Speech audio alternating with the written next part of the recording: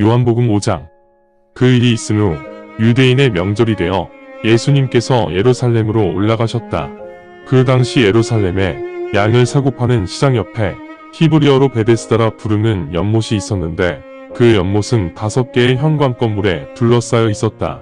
그곳에는 많은 무리의 환자, 맹인, 다리 불구자, 중풍병자들이 누워서 물이 움직이기를 기다리고 있었다. 왜냐하면 어느 순간에 천사가 연못에 내려와 물을 휘저을지 모르기 때문이다. 그렇게 물이 휘저어진 후 가장 먼저 들어간 자는 자신의 질환을 온전하게 고침받았기 때문이다. 그 당시 38년간 병을 앓고 있던 한 사람이 그곳에 누워 있었다. 예수님께서 누워있는 그 환자에게 말씀하셨다. 그가 오랫동안 그렇게 아픈 상태였음을 예수님은 이미 알고 계셨다. 내가 치유받기 원하느냐? 그 아픈 자가 예수님께 답하였다. 선생님, 물이 움직일 때 저를 연못에 넣어줄 사람이 없습니다. 제가 들어가려고 하면 이미 다른 사람이 먼저 들어가 있습니다. 예수님께서 그 자에게 말씀하셨다. 일어나 내 들 것을 들고 걸어가라. 그 즉시 그 자는 치유를 받고 들 것을 들고 걸었다. 그런데 그날이 안식일이었다. 그래서 유대인들이 병 고침을 받은 그 자에게 말하였다. 오늘은 안식일이니 당신이 들 것을 들고 걸어가는 것이 율법에 어긋나는 일입니다. 그 자가 유대인들에게 말한다. 나를 치유하신 그분께서 내 들 것을 들고 걸어가라고 내게 말씀하셨습니다. 그러자 유대인들이 그 자에게 물었다. 내 들 것을 들고 걸어가라고 당신에게 말한 자가 누구입니까? 그러나 병 고침을 받은 그 사람은 치유하신 분이 누구인지 알지 못하였다. 왜냐하면 예수님은 이미 그 자리를 떠나셨고 그곳에는 많은 사람들이 있었기 때문이다. 그 후 예수님께서 그 사람을 성전에서 발견하시고 말씀하셨다. 내가 잘 치유되었다. 알겠느냐? 더 이상 죄를 짓지 말아라.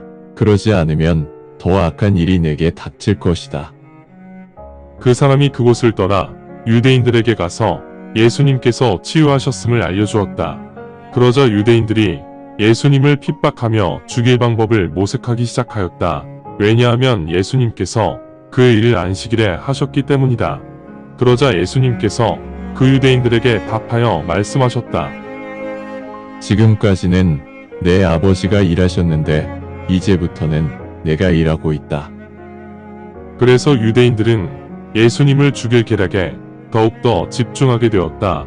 왜냐하면 예수님께서는 안식일을 어기신 동시에 하나님이 예수님의 아버지라고 말씀하셨기 때문이다.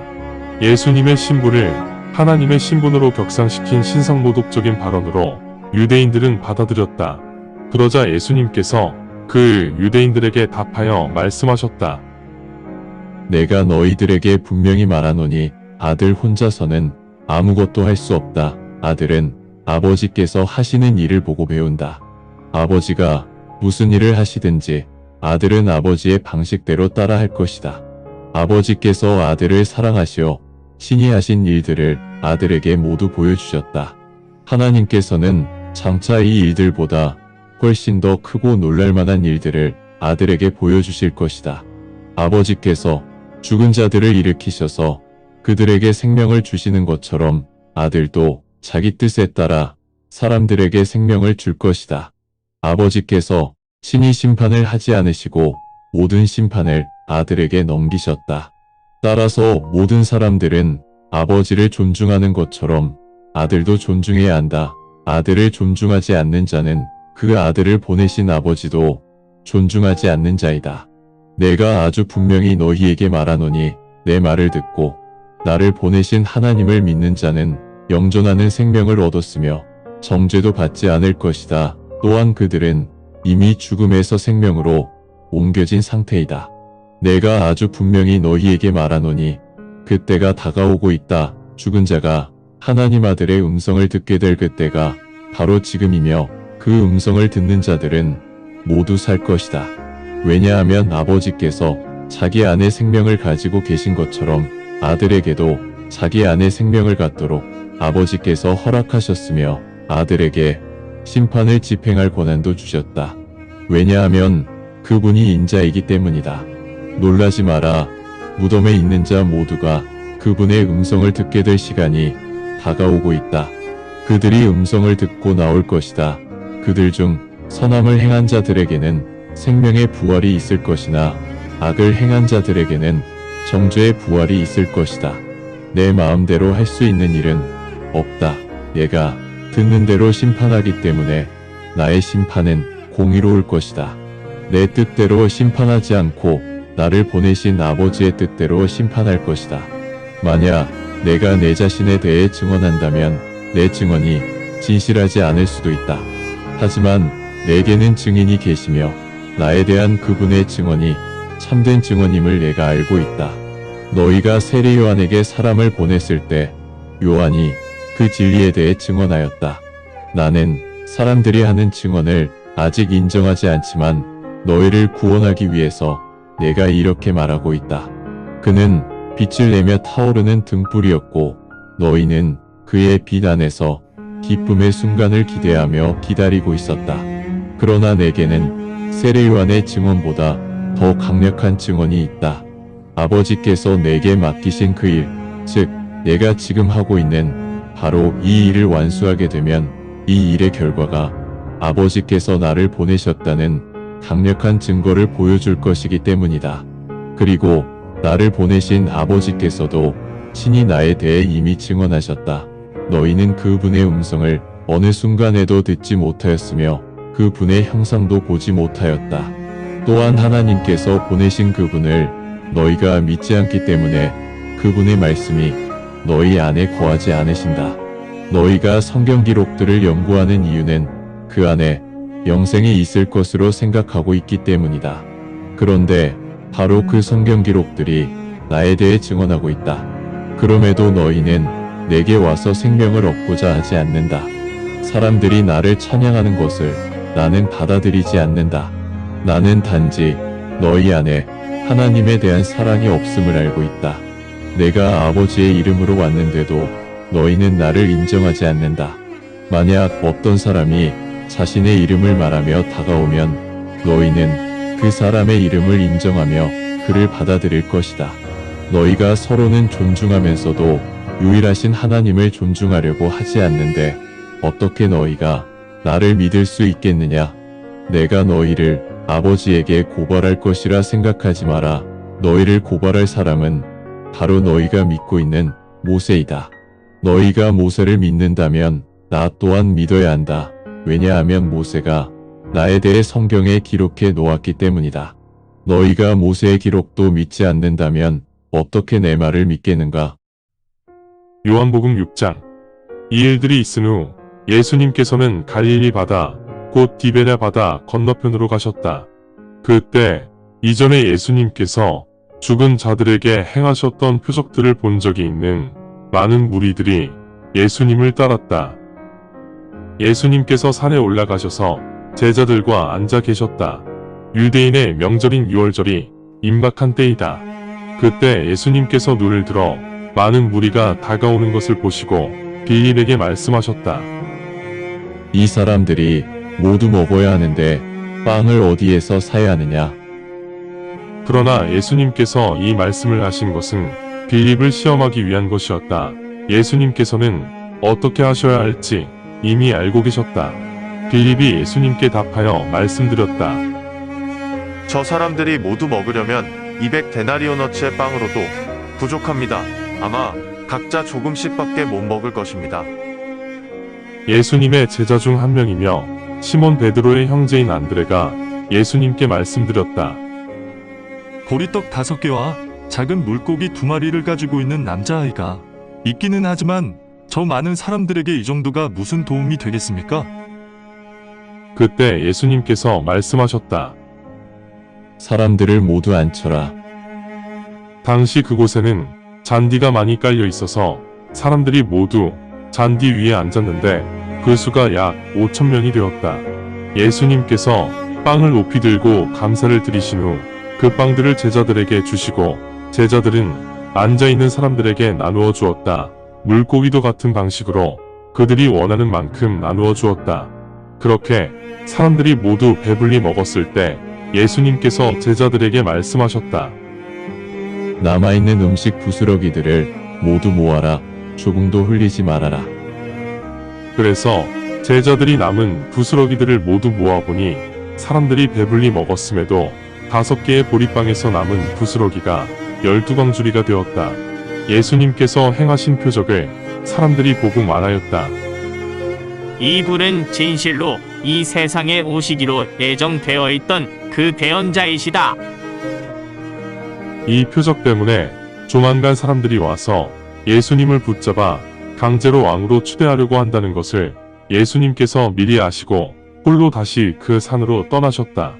이제 저녁이 되어 예수님의 제자들이 바닷가로 내려가 배를 타고 가버나움을 향해 바다 한가운데로 나갔다.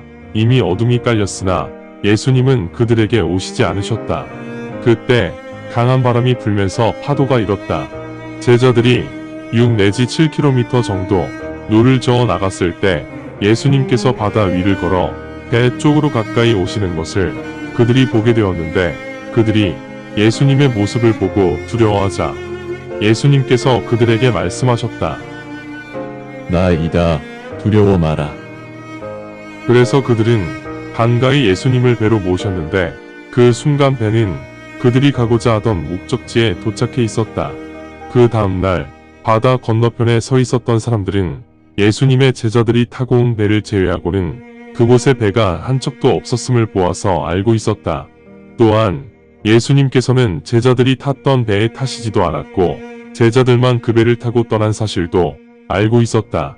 그때 주님께서 감사를 드리신 후 빵을 먹었던 그 장소와 가까운 디베랴에서 출발한 다른 배들이 도착하였는데 예수님과 같이 있으면서 빵을 먹었던 그 사람들 또한 그 배들을 타고 가버나움에 왔다. 그런데 디베랴에서 출발한 그 배들 중에 예수님과 제자들이 보이지 않자 예수님을 찾고 있었다. 그 사람들이 예수님께서 이미 가버나움에 도착해 계신 것을 보고 예수님께 물었다. 랍비여, 언제 이곳에 오셨습니까? 예수님께서 그 사람들에게 답하여 말씀하셨다. 아주 분명히 내가 너희에게 말하노니 너희들이 표적을 보고 나를 찾지 않고 빵을 먹고 배가 불렀으므로 나를 찾는구나. 썩어 없어질 음식을 위해 노력하지 말고 인자가 너희에게 주는 음식을 위해 노력하라. 너희가 영존하는 생명에 들어갈 때까지 그 음식이 너희를 지켜줄 것이다. 하나님 아버지께서 그분을 하나님의 인장으로 공인하셨으니 믿어라. 그러자 사람들이 예수님께 물었다. 하나님의 일을 하고 싶은데 어떻게 해야 합니까? 예수님께서 그들에게 답하여 말씀하셨다. 하나님께서 보내신 그분을 믿는 것이 너희가 해야 할 하나님의 일이다. 그러자 사람들이 예수님께 물었다. 그렇다면 우리가 보고 믿을 수 있도록 선생님께서 어떤 표적을 보여주시겠습니까? 어떤 일을 하실 것입니까? 그분이 빵을 하늘에서 내려주셔서 먹었다라는 성경 기록대로 저희 조상들은 광야에서 만나를 먹었습니다. 그러자 예수님께서 그들에게 말씀하셨다. 아주 분명히 너희에게 말하노니 너희가 하늘로부터 받은 빵은 모세가 준 것이 아니다.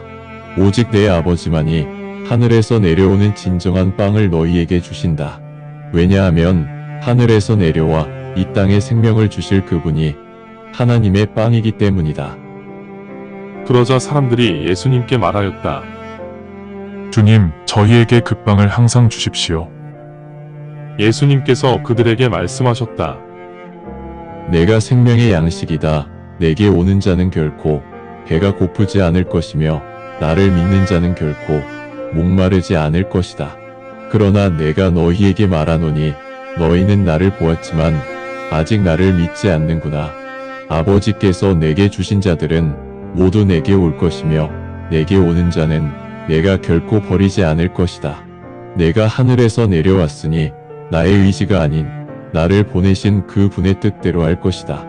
나를 보내신 아버지의 뜻은 아버지가 내게 보내신 자들 모두를 내가 한 명도 잃지 않고 마지막 날에 모두 일어나게 하는 것이다. 이것이 나를 보내신 그분의 뜻이다. 즉, 하나님의 아들을 보고 믿는 자는 영생을 가질 것이며 내가 그런 자들을 마지막 날에 일으켜 세울 것이다. 그때 유대인들이 예수님께 불평을 하였다. 왜냐하면 예수님께서 나는 하늘에서 내려온 양식이다. 라고 말씀하셨기 때문이다. 그래서 유대인들이 말하였다. 이 사람은 우리가 알고 있던 요셉의 아들 예수 아닌가? 우리가 그의 부모를 알고 있는데 그렇다면 어떻게 이 자가 나는 하늘에서 내려왔다. 라고 말할 수 있는가? 그래서 예수님께서 유대인들에게 답하여 말씀하셨다. 너희들끼리 수군대지 말아라. 나를 보내신 하나님께서 인도하시지 않는 한 아무도 내게 올 수 없다. 마지막 날에 내가 그들을 반드시 일으켜 세울 것이다. 그리고 그들은 하나님의 가르침을 받을 것이다 라고 대언자들이 기록하였다. 그러므로 아버지로부터 듣고 가르침을 받은 자는 모두 내게로 올 것이다. 하나님에게서 온 자를 제외하고는 아버지를 본 자가 아무도 없다. 즉, 하나님에게서 온 자는 아버지를 보았다. 아주 분명히 너희에게 말하노니 나를 믿는 자는 영생을 가지게 된다. 내가 생명의 양식이다. 너희 조상들은 광야에서 만나를 먹었으나 이미 죽었다.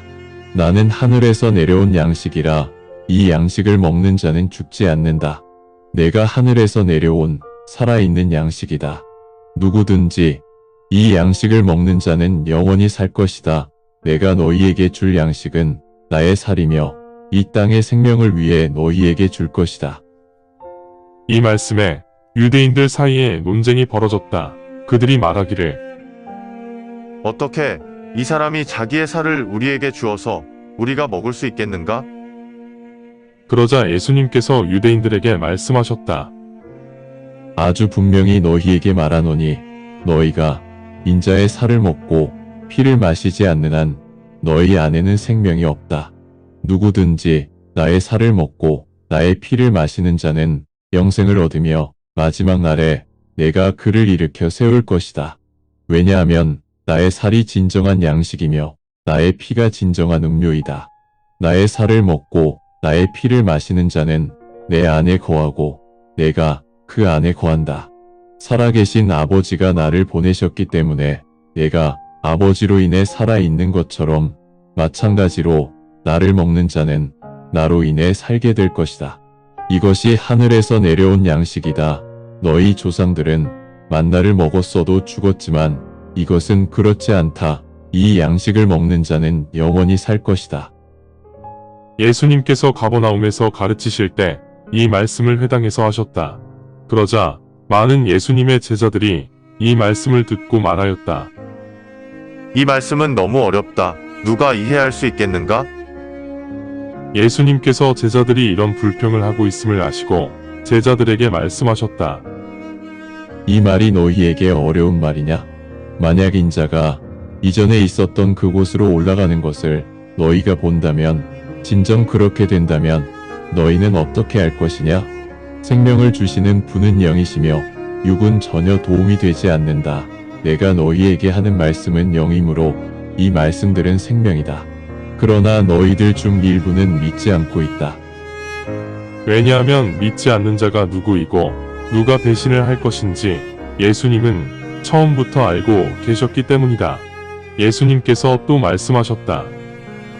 그러므로 내 아버지께서 허락하시지 않는 자는 내게 올 수 없다는 것을 내가 너희에게 이미 말하였다. 이 말씀에 많은 제자들이 돌아갔으며 더 이상 예수님과 동행하지 않았다.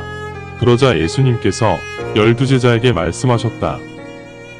너희도 떠나기를 원하느냐? 그러자 시몬 베드로가 예수님께 말씀드렸다.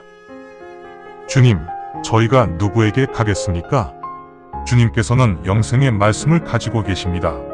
우리는 또한 주님이 그리스도, 살아계신 하나님의 아들이심을 믿고 알게 되었습니다. 예수님께서 12제자에게 말씀하셨다. 너희 12명을 내가 선택하지 않았느냐? 그런데 너희들 중 한 명은 악마이다. 예수님께서 시몬의 아들 가롯 유다에 대해 하신 말씀이다. 왜냐하면 12제자 중 한 명이면서 예수님을 배신할 제자가 가롯 유다이기 때문이다. 감사합니다. 주님의 말씀입니다. 성경을 처음 접하는 분들에게 기존의 한글 성경은 항상 이해하기 어려운 책입니다. 그래서 영어판 NKJV 성경과 여러 주석과 참조문헌을 활용하여 내용을 전달하기 위해 쉽게 풀어 표기하였습니다. 성경을 듣고 읽을 때 주님의 영이 임재하기 원합니다. 택함을 받았으나 그 사실을 모른 채 아직 어둠에서 방황하고 있는 어린 양들이 이 동영상을 보고 들어 주님의 새 언약을 확신하고 소망함으로 하나님의 백성이 되어 주님의 나라에서 영원 무궁토록 권세를 누리며 살기를 간절히 원합니다. 아멘.